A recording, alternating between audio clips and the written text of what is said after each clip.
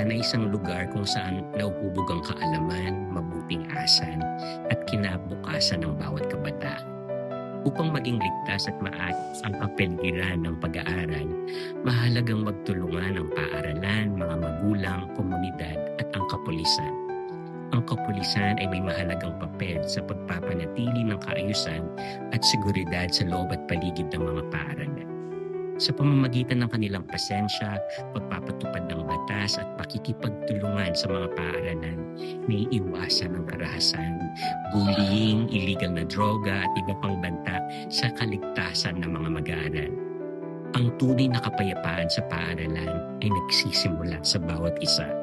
Ang paggalang sa guro at kapwa mag-aaral, pagsunod sa mga batas, alituntunin at pagpili ng maayos na pakikitungo sa iba ay mahalagang ambag sa pagbuo ng isang ligtas at mapayapang komunidad.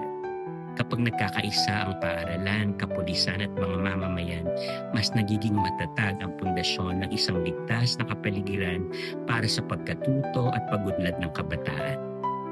Tayo pong manalangin. Amang makapangyarihan, ipinagkatiwala namin sa iyo ang aming mga paaralan at ang lahat ng bumubuo nito.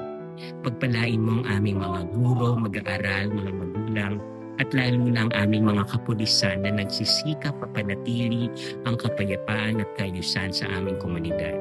Bigyan mo sila ng karunungan, lakas at malasakit sa kanilang paglilingkod. Naway maging ligtas ang bawat paaralan, malayo sa kaharasan at anumang panganib.